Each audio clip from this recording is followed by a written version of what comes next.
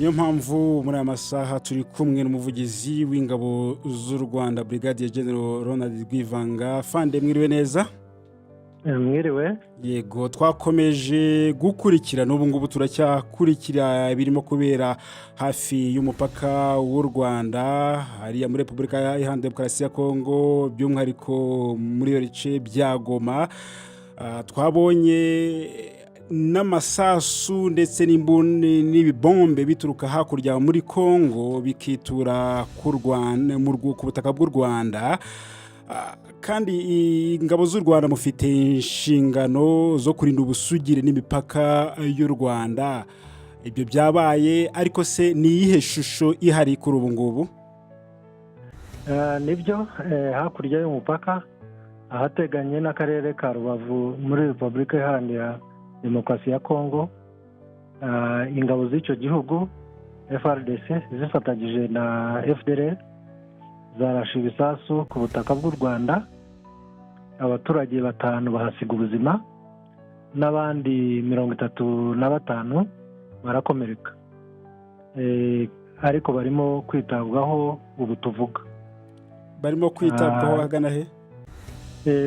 Muri centre de santé zitandukanye hirya no hino.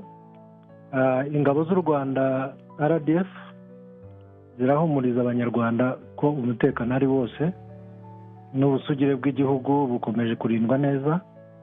RDF irakomeza gufata ingamba zose zishoboka kandi zikenewe kugira ngo hirindwe ibitero byose byambukirana imipaka byagabwa ku butaka bw'u Rwanda.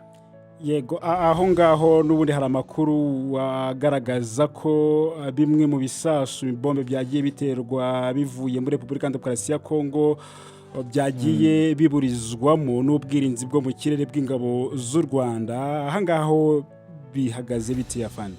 Niko bimeze, hari ibyo twagiye turasa ibisasu byabo, ariko nk'uko mubizi ntabwo byose twashoboye kubirasa, ariko ibyo nibyo byabaye. Ariko turimo kugerageza ibishoboka byose kugira ngo tuburizemo ibyo bisasu.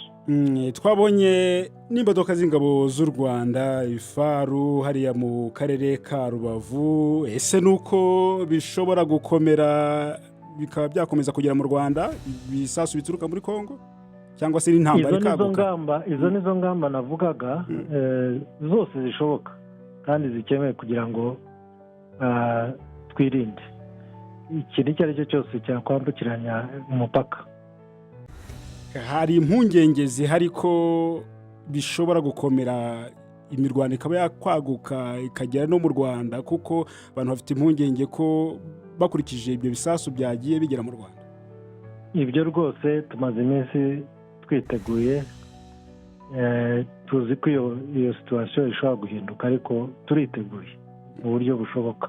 Yego, aho ngaho naho umuturage akeneye kumenya ngo ingabo z'u Rwanda muramuhumuriza gute kugira ngo yumve atekanye, atari kuvuga ngo arakora ibintu bye avuga ati nshobora kubivamo nkagenda.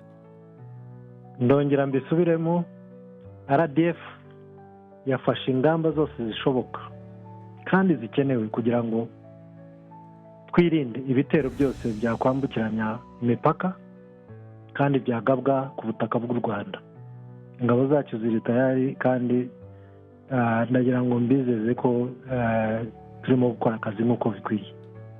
Yego, twabonye bamwe mu basirikare ba Kongo wa FARDC, ariko harimo n'abindi mitwe bafatanyije nka Wazalendo bahunze bava mu gihugu cyabo kubera gutsindwa n'umutwe wa 23 bahungiye hano mu Rwanda. Abangaba ho ibyabo bihagaze gute? Yego, mu gitondo haje abarenga 100, ngira ngo nka 120 barenga. Twabatse intwaro nk'uko tujya tubigenza, nk'uko twatse n'abandi benshi mu myaka ishize. Ni ibisanzwe, turabikora nk'uko tujya tubigenza. Yego, hari aho bari kujya? Harahari, turahateganya. Numva ni ngombwa, hagomba guteganya. Brigadier General Ronald Rwivanga umuvugizi w'ingabo z'u Rwanda turabashimiye. murakoze cyane namwe.